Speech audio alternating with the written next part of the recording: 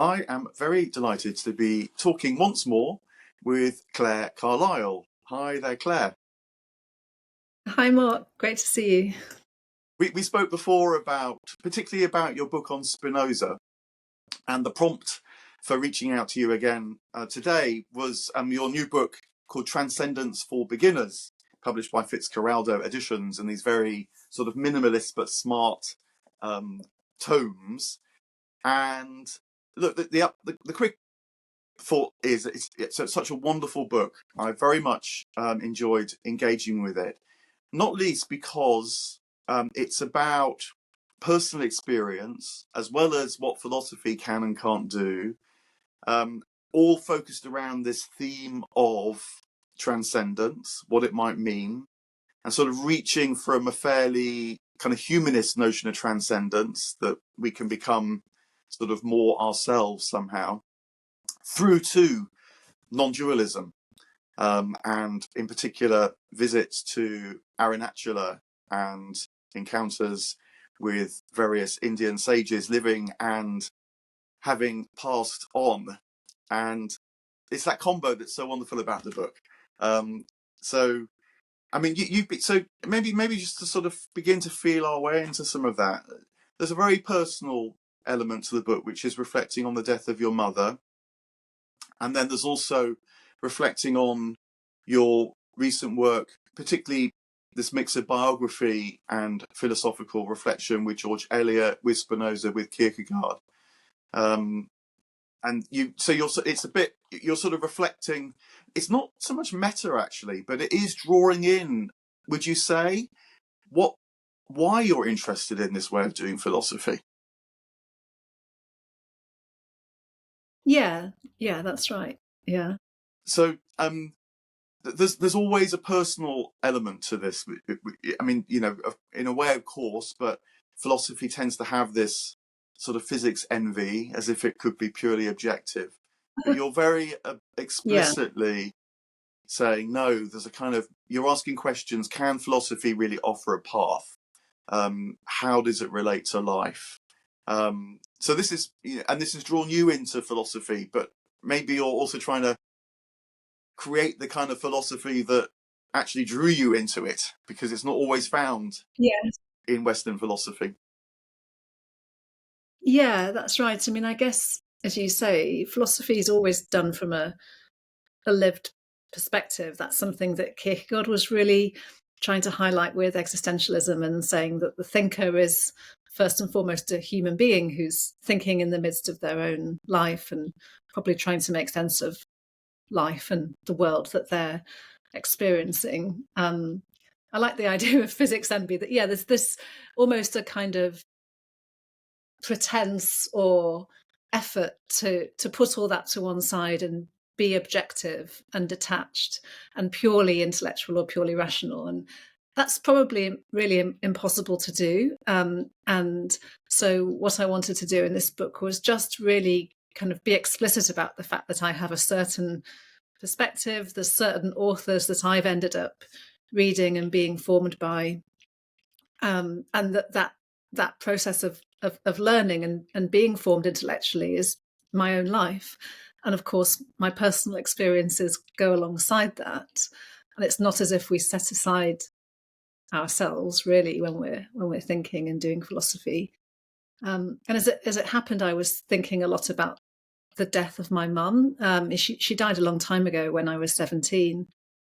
But I hadn't really appreciated until I worked on this book that loss really coincided with the beginning of my study of philosophy, because a few months after she died, I went to university and basically discovered philosophy and started studying the subject. So I was very struck by the fact that I came to philosophy in a state of mourning and grief and dealing with this extremely profound and painful loss, and just how those two things went together. It's not that I was consciously thinking, I'm going to study philosophy to help me understand the loss. It wasn't like that at all, but just thinking about the fact that as a philosopher, I was in mourning and always have been. But then I was thinking about the other philosophers who have interested me. I mean, Kierkegaard, for example, by the time he started writing, He'd lost both his parents, he'd lost many members of his family, he'd had this very traumatic relationship breakup. George Eliot, lost her mother when she was 16, a similar age to me. So it made me think, well, we're all really, as human beings, struggling with loss. And so I wanted to bring some of that experience onto the page, into the writing, to speak as somebody sort of who's had this experience, and really on the expectation that the readers are going to be sharing that experience to some extent as well. And would it be fair to say that you approach that, you bring loss and philosophy together almost as if the loss takes us to a kind of limit of what we can know? The sort of absoluteness of someone dying, I think, does feel a bit like a cliff edge, or and you feel you're teetering on the edge. And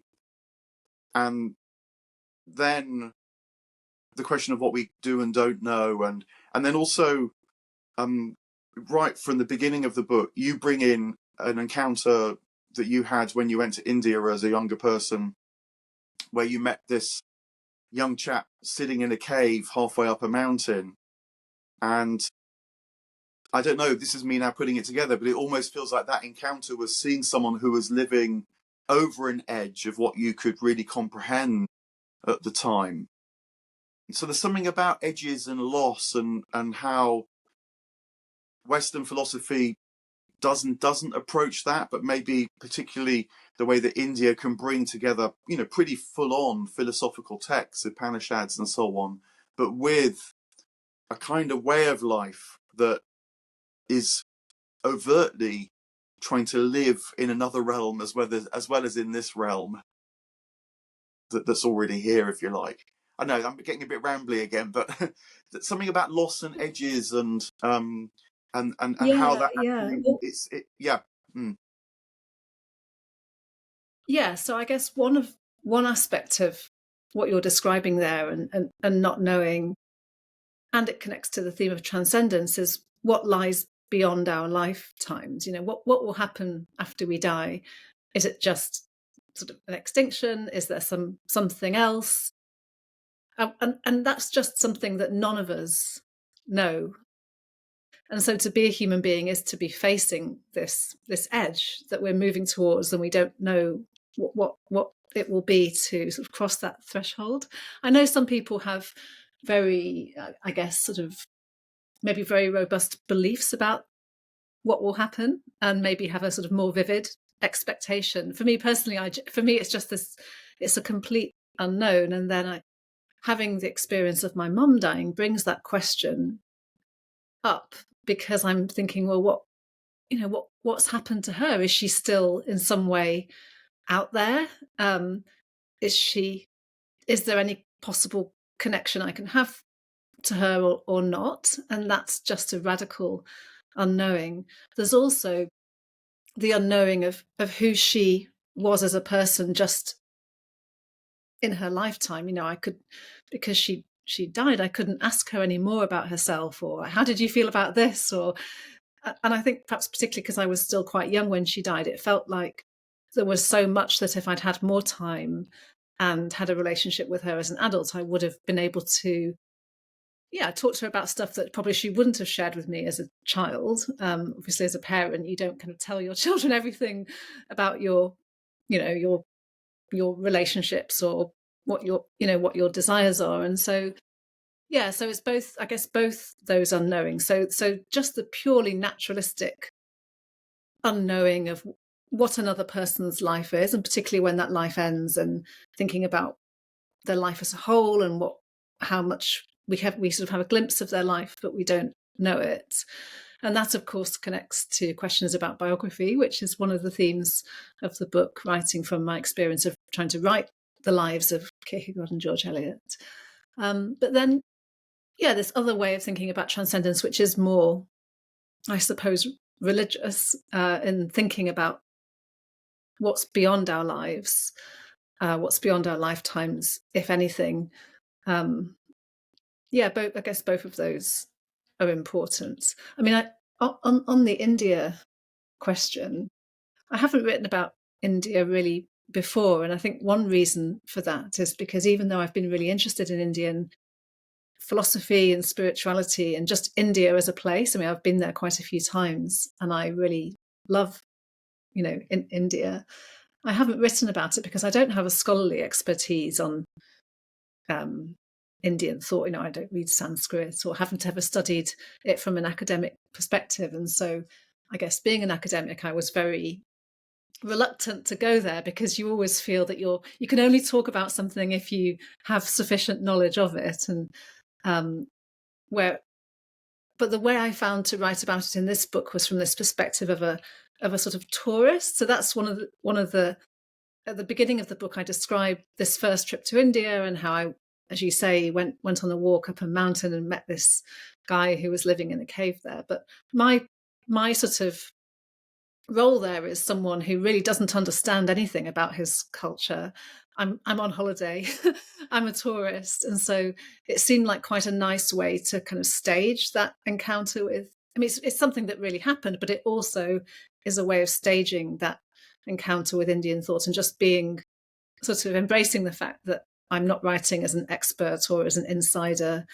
I'm just kind of drawn to this culture in a sort of touristy kind of way. And there's also ideas of being a spiritual tourist, aren't there, where Westerners go and they sort of take bits and pieces from Indian philosophy, and sometimes that's or Indian religion, and sometimes that's seen as that's somehow a bit might be dismissed.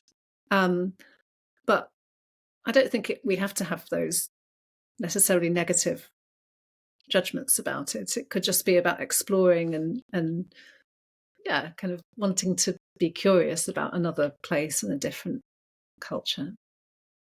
Well, let's go to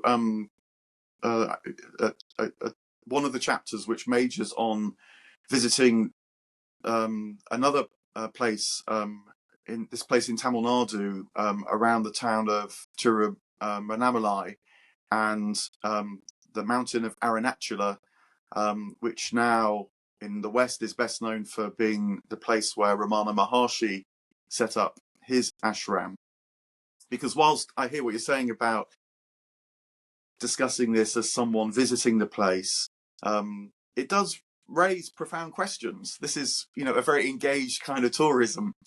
And in particular, I mean, just to say, I too have visited Arunachala and Ramana Maharshi's ashram, and although he died, I think, in 1950, it is a very remarkable place. I mean, the quality of silence, which is still there, that he became famous for, because Western tourists wrote about him, as you explain,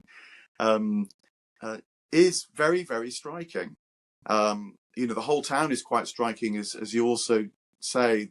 The town itself is a big pilgrimage site, which of course is how a lot of Indians spend their holidays, going on pilgrimage to Shiva, and Arunachala is an incarnation of Shiva, the mountain. But I loved that chapter because it did get to the heart of questions that were floating around in my mind with that kind of encounter too. I mean, one of the questions which you tease out is this question of religious experience, which is a good one for a philosopher of religion, and how the notion of religious experience can often lead the discussion of what it might be to know this transcendence. Whereas you're sort of holding back from that and trying to look again at what Ramana himself said. And it's something really quite different. And I was very fascinated by that. I wonder if you could say a little bit about that now. Yeah. So, I mean, just to sort of say very briefly, the story of Ramana Maharshi's life is often told in terms of him having a certain kind of spiritual experience when he was 16 years old. And that's when he left home and travelled to Tiruvannamalai and lived in first in the basement of the big temple there, and then later in the cave for many years. And so that awakening experience at the age of 16 is often this very prominent, obviously prominent sort of episode in that narrative. But his own description of what happened isn't quite like that. So it's not as if he had a so-called transformative experience and realized that this was the path he had to take, and then took the path. Rather, he described it in terms of the grace of Aranacula drawing him to it. So, of course, in that culture, Aranacula is seen as an avatar or incarnation of Shiva, the god. So the mountain itself is divine, and so in being divine, the mountain can have a kind of agency, and so that's how Ramana understood it, that it was the grace of Aranacula that drew him to himself. And he describes the mountain as a spiritual father or a spiritual mother. And it's true that he does describe a certain experience of lying down and thinking about what it is to die, and thinking about what the self is. And incidentally, that was an experience that came after he'd lost his own father. So, I mean, going back to what I was saying earlier about the experience of loss, that again, there's something in the background there about the experience of loss, someone close to you dying, thinking about death, and perhaps in a more direct way as something really real, and confronting that and wanting to understand it anyway. So, so I suppose I wanted to question the idea that experience is transformative, because then it implies that you have to have the experience in order for the sort of spiritual progress or whatever to be made. And that's not at all how he saw it.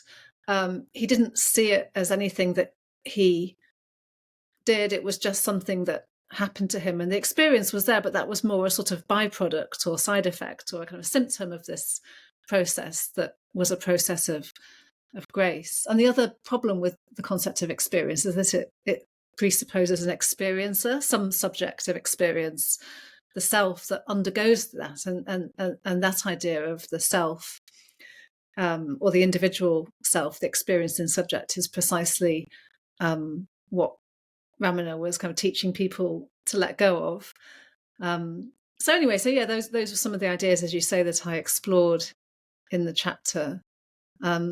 I think the trouble with seeing experience as transformative is that it can shape your spiritual practice. So you think that what you have to do is have a certain experience, and you try to cultivate the experience, and that becomes the sort of goal. And you might end up feeling very sort of despondent if you don't have the experience, and think, other people have these mystical experiences and I've never had one.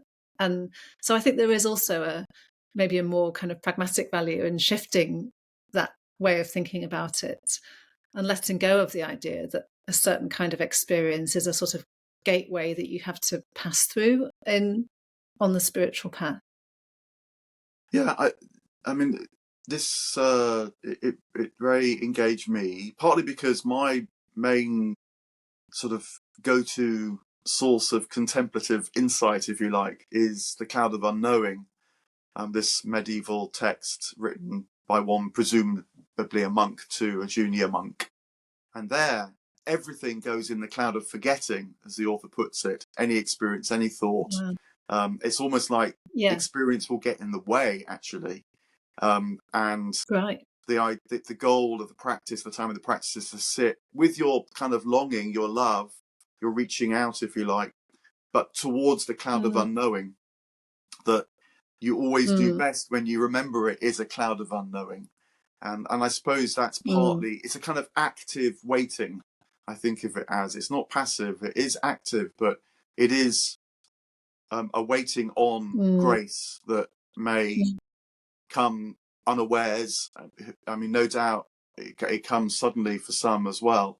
But I it felt very resonant what you were describing with that sense of things from the West, actually.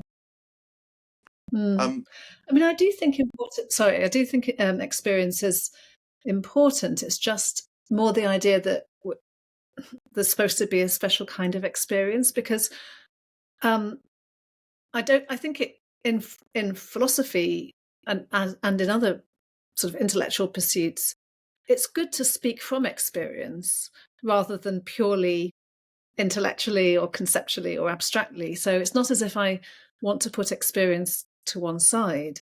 And I do think that Ramana was sort of speaking from experience in that more mundane sense. It wasn't a theoretical teaching he was giving. He was speaking from something he knew firsthand, I suppose, is one way of putting it. But it's more this idea that experience itself is what's transformative, and that therefore it could become the goal of the practice. That's the specific thing I wanted to kind of question, or that I learned from Ramana to question. Yeah, no, I mean, I like the distinction that I think it's Paul Tillich made between the penultimate and the ultimate. And the penultimate is maybe the experience, or as the holy place, or and the ease with which one can, you know, long for the penultimate rather than be present to the ultimate. That you recognise that as well. Yeah. And I wondered also, you reflect a little bit about why this Indian traditions are speaking so powerfully to the West, because clearly, for quite a period of time now, centuries, they have been speaking, and it's the centuries in which God has retreated, died, however you want to put it, to certainly at a cultural level, and I wanted to put this to you because I'm very influenced by a chap called Owen Barfield, one of the Inklings, and who was in turn actually very influenced by Rudolf Steiner. And one of the ideas that Barfield had and Steiner developed was that through periods of cultural time, so over centuries, it's not just that people have different experiences, awareness, participation in the world around them, but that the very manner in which that occurs shifts. And in particular, he argues that the medieval awareness of God is kind of structurally very different from the modern awareness or lack of awareness. And to link back to experience, the argument is roughly that when, say, I don't know, a Meister Eckhart or a Julian of Norwich write about mysticism, it can often seem quite intellectual now, in fact. Even, Julian, who's known for her showings, but the showings only last a handful of hours, really, and then she spends decades doing what looks like theology or philosophy on the page. But the point there is that the idea is that the medieval mentality could know a thought that was in your mind as a divine thought. There wasn't a kind of separation. There wasn't the sense that I might be lost in my thoughts, in my consciousness, even in my lack of experience, my kind of emptiness. But that was always known as a kind of inspiration in the literal sense. It was the divine logos, in Christian terms, speaking through the words. And so, when you read Meister Eckhart, it has this kind of buzzing quality, because that still carries on. But what's happened in the modern period is that we've become unsure about whether our thoughts are just our own private thoughts, our experiences, our own private experiences. So modern philosophers will ask questions like, is the red that I call red the same as the red that you call red even? A dramatically fragmented possibility has entered into our minds. And so this question of experience becomes kind of key, because maybe experience, and it may be isolated, my experience is kind of all that we've got. Even a delusion is still an experience, you might say. But we're reaching back to this sense that actually that might be to get distracted, because there's a deeper flow, a deeper pulse, a deeper consciousness, or, to overtly put it in non-dual terms, there's a unity. The I, as Ramana would put it, that is your sense, not of your kind of getting through life sense, but the perceiver, the awareness itself. It's a kind of, there's a sort of a return with difference, you might say, going on in this encounter with India in by the modern West. Now you're nodding, which I'm glad about, because this does make some sense. Yeah, definitely. Yeah, I mean, it is interesting to see how. I mean, of course, as you say, the Christian tradition has this really rich contemplative and mystical and experiential current running through it, doesn't it? But perhaps, and I'm sure that's still kind of thriving in you know in some kind of context of practice. But what we see historically, as you say, is in this kind of broadly post-Christian era, which, I mean, there's successive waves of it, but one big wave of it was early 19th century Romanticism, where the Romantics were questioning Christian orthodoxy and exploring alternative worldviews and exploring alternative lifestyles and different kinds of moralities and stuff like that. And they were into Spinoza. They were also got interested, many of them, in Indian philosophy. So that was a big wave of interest. And then there were successive waves, I think, in the later 19th century, then in the earlier 20th century, with thinkers like Carl Jung or writers like Aldous Huxley or Somerset Maugham, who I mention in my book, who went to Tiruvannamalai, to visit Ramana. And Ramana himself is a key figure in that particular wave, because of the way he was written about and anyway, so yeah, that's right. And so it's part of, and many of those people were quite explicitly grappling with the fact that Christianity no longer spoke to them, so they were looking elsewhere. And the elsewhere is often India. Yeah. I mean, just as a footnote, you mentioned this kind of intriguing detail that Carl Jung, so important now, if you're interested in inner life at all, went to India but didn't go to visit Ramana Maharshi, and I don't know the reasons for that, but it suggested to me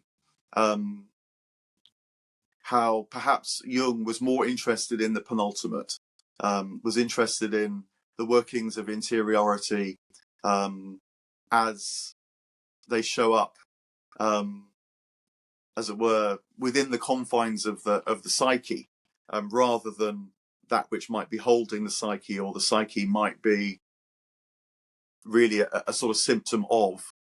You don't reflect on that. Yeah. You just note that Jung didn't visit. But I did think that's very intriguing, actually, if you're interested in Jung. Yeah. When I was working on the book, I went into that, and in the end, I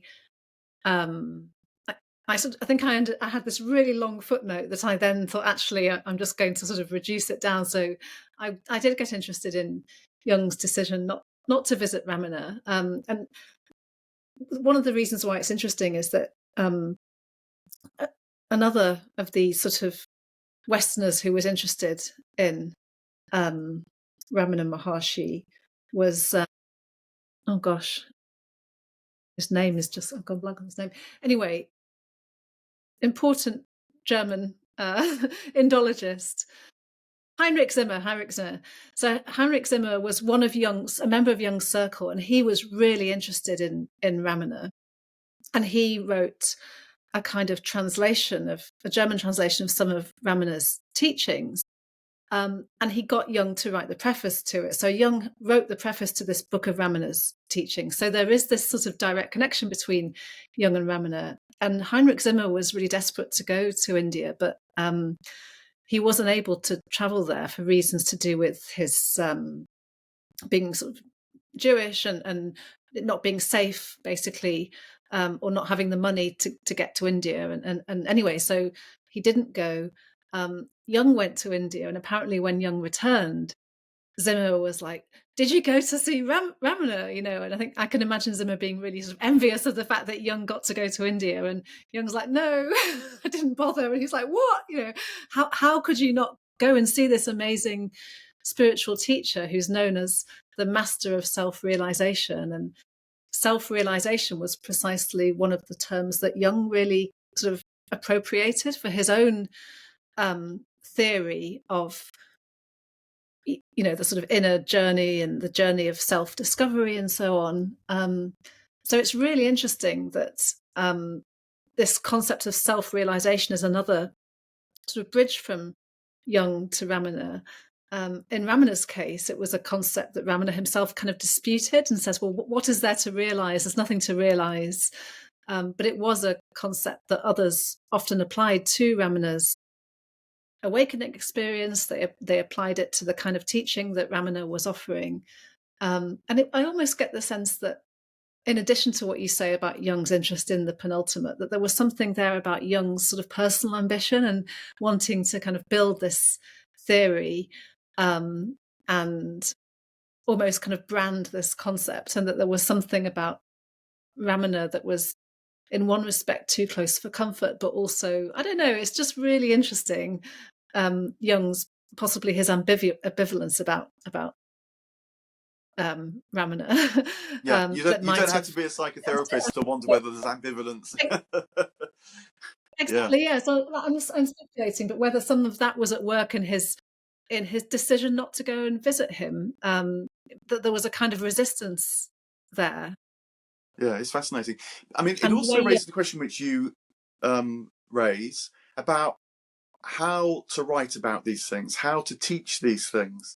Another thing I loved about your book is that you don't hold back from strange experiences. I mean, you do talk about how Ramana talks about Aruణāchala as a kind of as sort of transmitting grace with this agency that the divine would have, but also you don't hold back from what you might say more documentable strange experiences. And you yourself knew someone called Russell who had a picture of Ramana on his mantelpiece, and then it turned out that they had some kind of transmission from Ramana that they only then later realized was him when they saw an actual image. So I like that you don't hold back from the strange in this book as well. Your sort of your questioning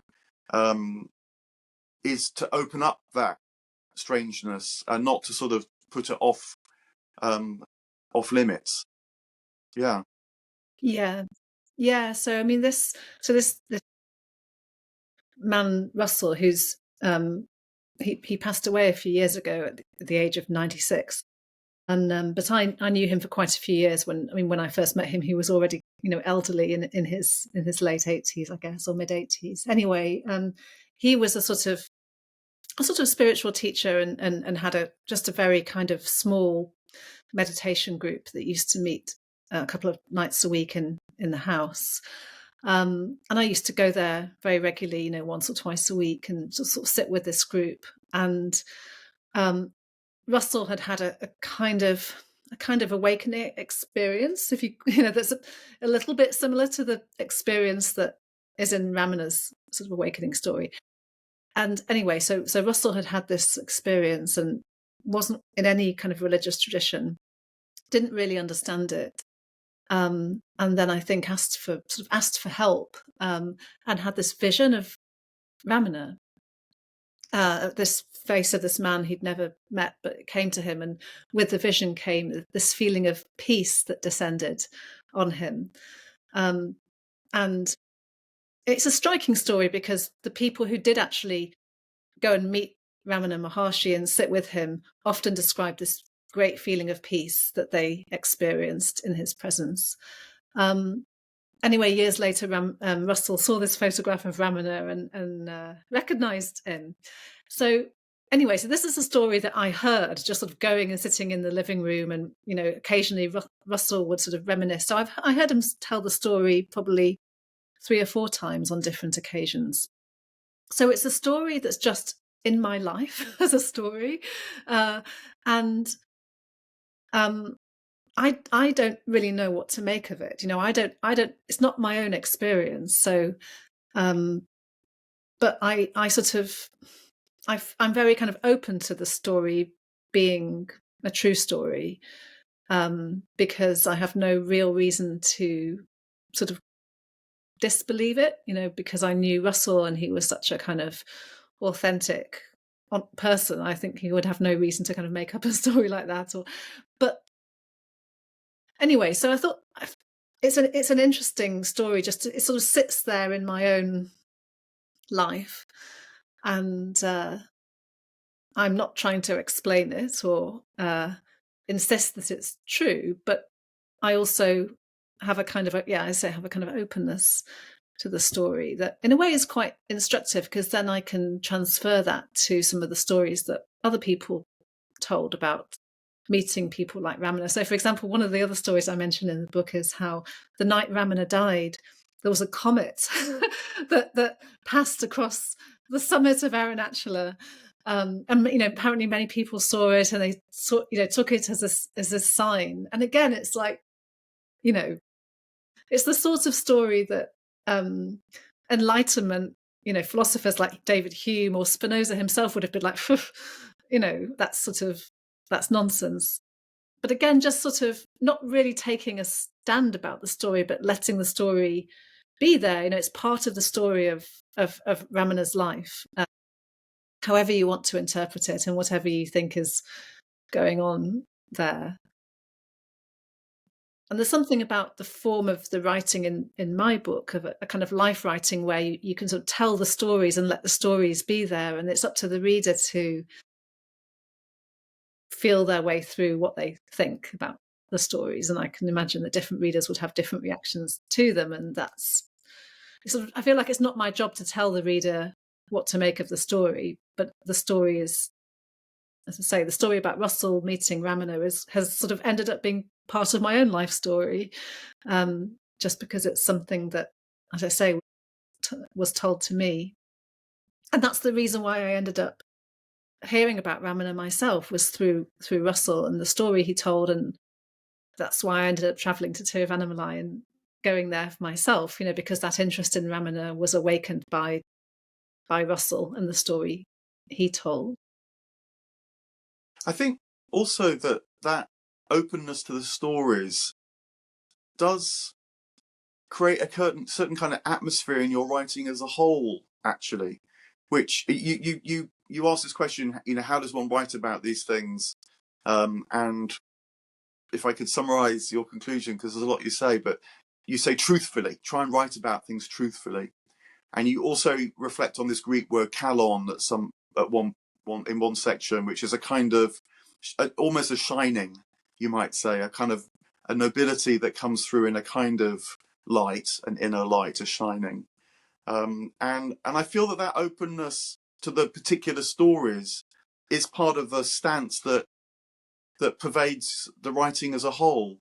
And so, whilst the writing is penultimate, I introduced that word, but since it's here now, it's trying to point to beyond itself, to more than itself.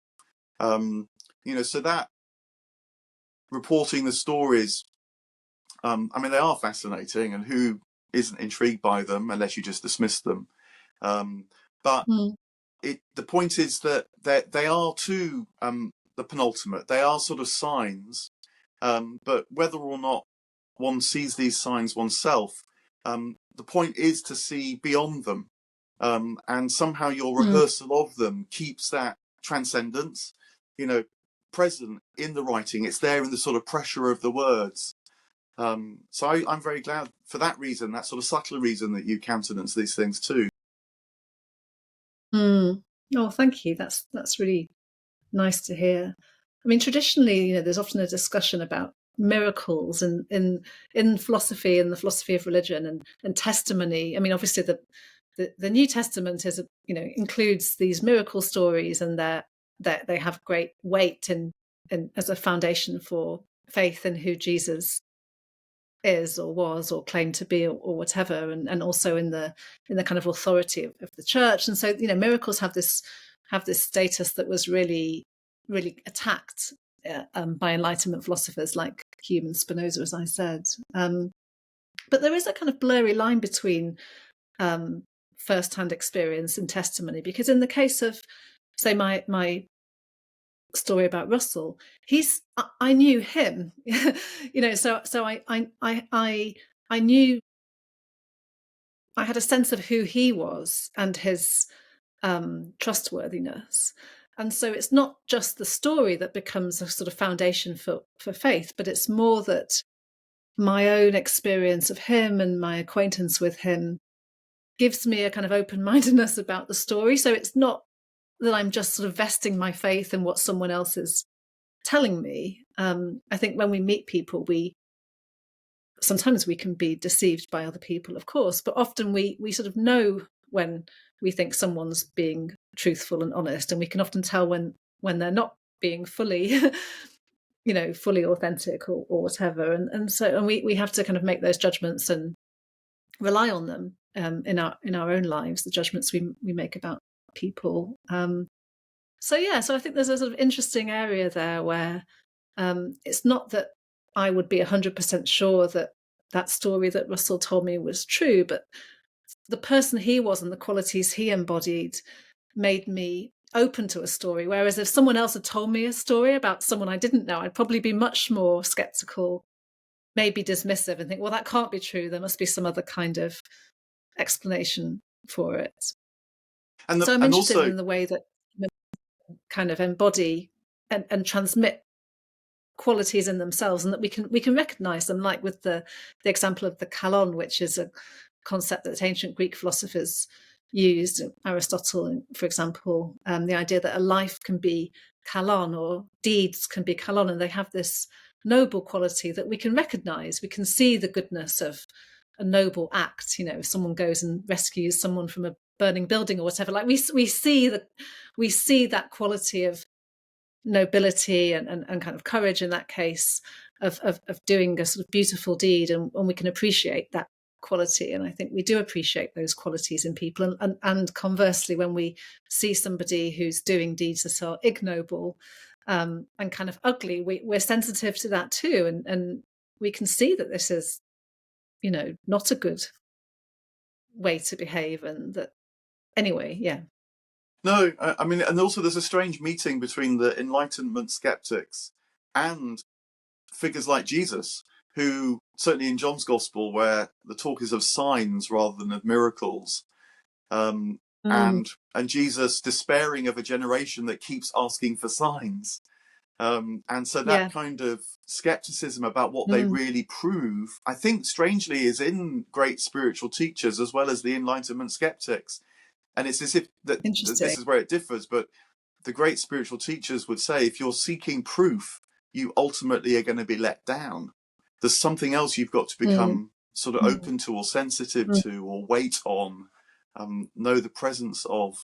So that there's a sort of strange meeting of figures that seem perhaps completely opposed on these matters. I hadn't thought about that. That's really interesting. You mentioned raised Jesus, and there's another sort of section in the book which I wanted just to pick up with you about incarnation, and it's something that I think about too, because if you are situated broadly in the Christian West with a kind of keen interest in what could be called the mystical, and then you look to the East and find inspiration there, the question of incarnation and reincarnation comes up. I mean, you've already said, we've already talked about how Arunachala is an avatar or an incarnation of Shiva. I mean, I actually go to another place in India, quite near Tirumalai, called Tirumalai, near Tirumalai, where there's a living avatar known affectionately as Amma, and it's just outside Vellore. And so, this question of the uniqueness of the incarnation that's stressed in Christianity in the person of Jesus, the presence of many incarnations perhaps in the Indian tradition, and then also the notion of reincarnation is something that you have to sort of negotiate if you're interested in this mixing of traditions, and you raise that. I wonder where you feel you've got to on that. Yeah, it's quite interesting because so on the one hand, meeting someone like Russell, who sort of palpably, has had this very sort of awakened kind of, I don't know how to put it, but he was very awakened, and he had this capacity to transmit his own sort of consciousness, in a sense, to other people. It's very hard to describe, but basically you would walk into the room and you would just feel a kind of shift, and it would feel peaceful, and so having had that experience myself, on the one hand, it made me think, well, I can sort of see it helped me understand what Jesus might have been like and why people would have responded to him in the way he did. But it also made me sort of question the idea that's really prominent in the Christian tradition, that Jesus is the single incarnation, and he's, metaphysically different from any other human being could be because of, the Immaculate Conception. There's all these sort of doctrines around the fact that no one else could be an incarnation of God, and to sort of safeguard the uniqueness of Jesus. And I don't like that idea, and it doesn't. I find that really kind of off-putting. Whereas one of the things I like about some other traditions, being Buddhism, for example, it says that there are countless Buddhas all through the ages. The historical person that we think of as the Buddha is one of many. And similarly, in India, as you say, a mountain can be an incarnation, and many individuals can be incarnations. And so there's not this logic of the one and the many, where there's one incarnation and all the rest of us are just sort of believers in that incarnation. And so, yeah, I do in the book, well, I sort of write about what I've just said, basically. And it's also something I'm drawn to in Spinoza, where he says that everything is an expression of what he calls God or nature, a manifestation of God or nature, which again seems to be a much more pluralist way of thinking about something like incarnation than what we find in the Christian tradition. So it's funny because on the one hand, it's made me sort of more. I mean, I don't have a Christian background. I've never really had a sort of Christian belief. So on the one hand, it made me more kind of open and appreciative of the possibility that Jesus was kind of really special and had an ability to sort of be the way for some people to connect with God through him. But then when that gets solidified into a doctrine that's like only through Christ, there's only one path to Jesus, and it's only through Christ. That's where I would dissent, I guess, from sort of Christian orthodoxy. It's probably one of the main reasons why I'm not a Christian myself. I could put this to you then, see whether you find this persuasive, because there's a couple of things going on. One is, again, from the influence of Owen Barfield. Barfield felt that there's something really important struggling to be known in the encounter between East and West, and in these very specific points of conflict around incarnation and reincarnation, and many incarnations and the singular incarnation and so on. So I think that, first of all, to say that I think that there's something good about the wrestling, and trying to stay in that sort of in-between place at a sort of edge, you might say. Maybe some new perception of transcendence is struggling to be known.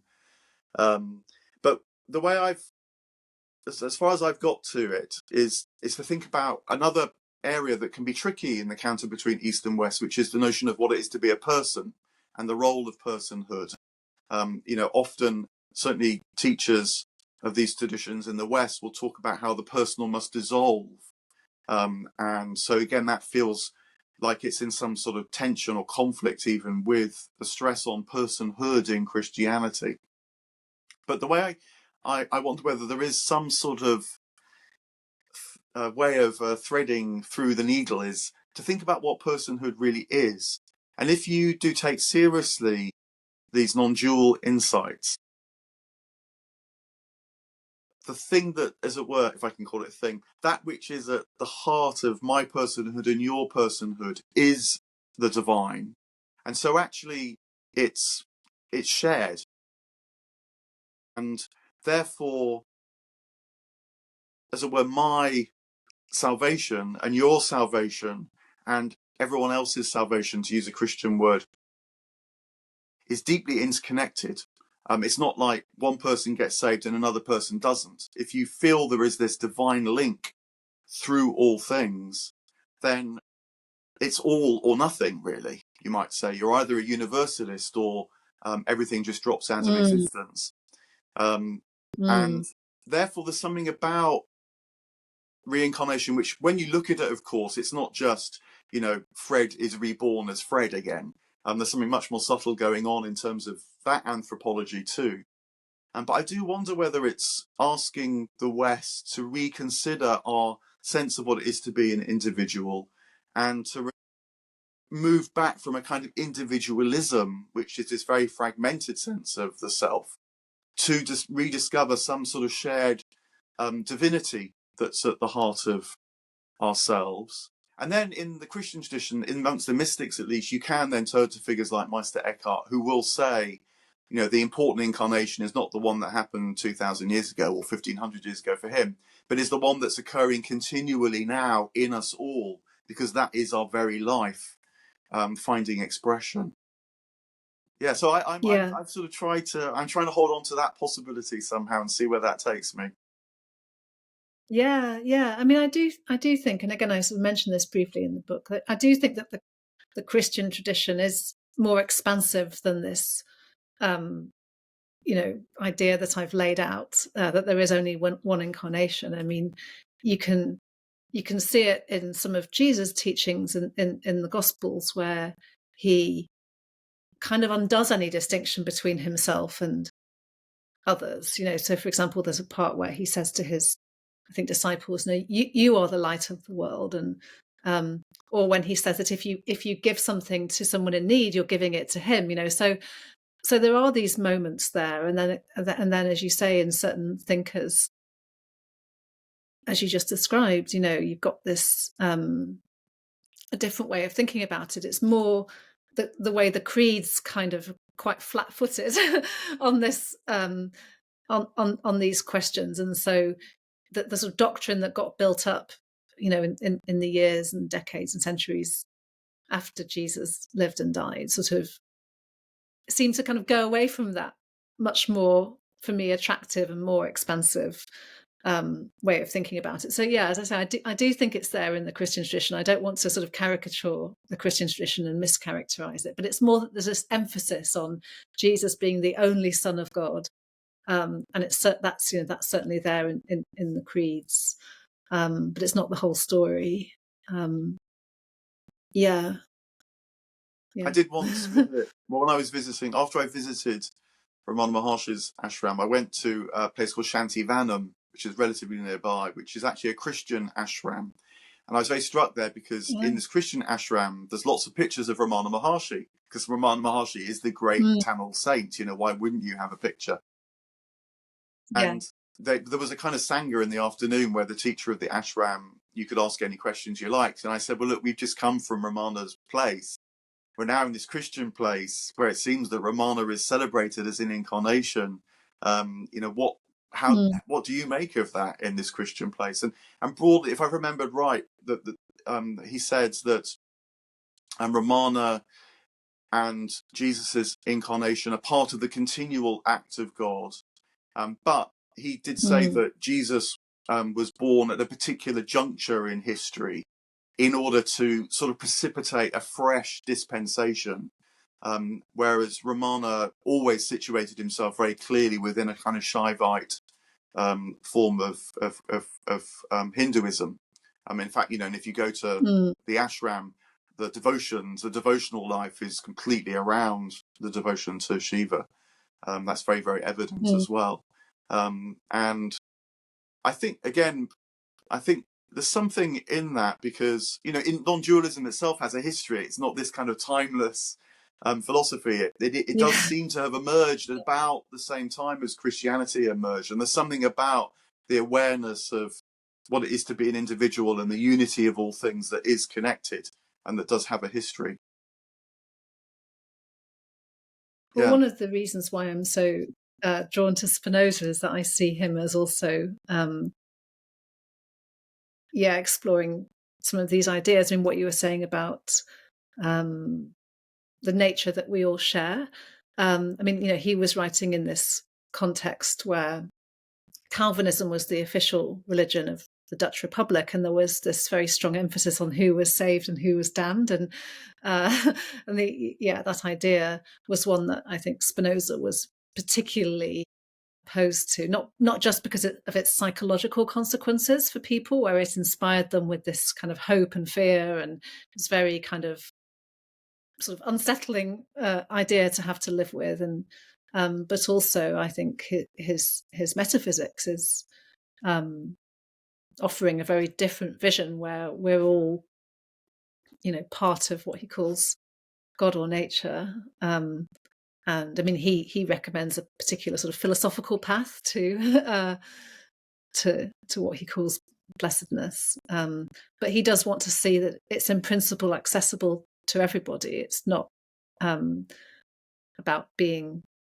sort of chosen by God.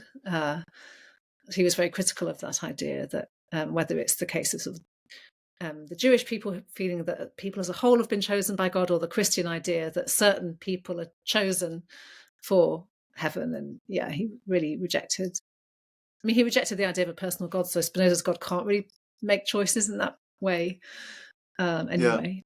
Well, but there is this universalism.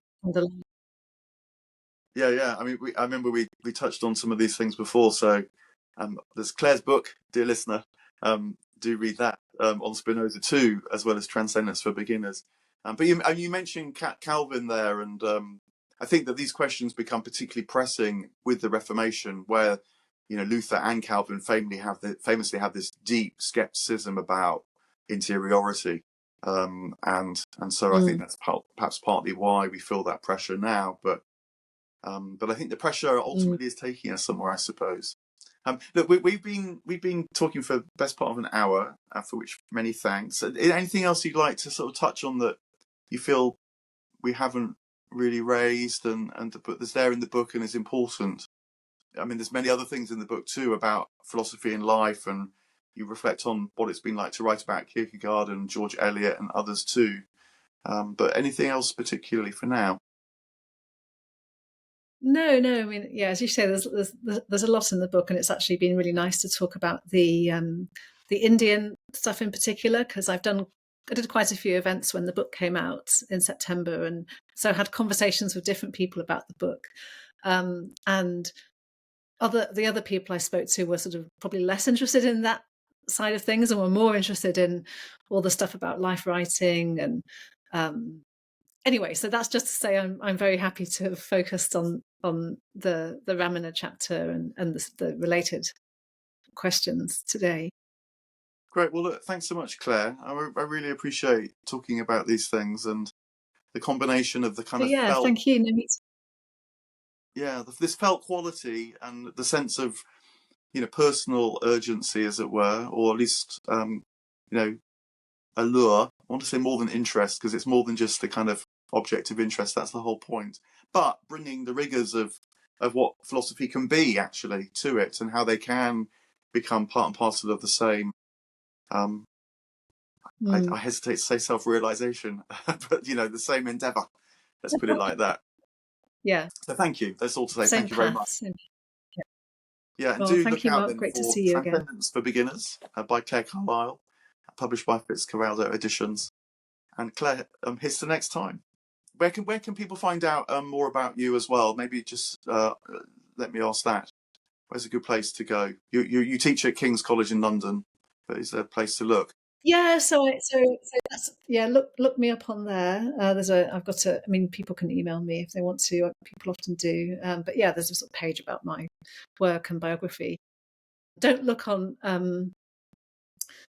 Wikipedia or whatever. I was like horrified to see that there's some kind of horrible like AI profile of me that's been, I'm sure of millions of people as well, but I was just like, oh my God, that's horrendous. So yeah, don't go there. The King's website is a good place to, if you're interested in looking at my different books and finding out about my research interests and so on. The AI does not know of what it speaks. Oh, yeah. Hey, look, thanks so much for now. Yeah. And until next time. Okay, Mark, take care.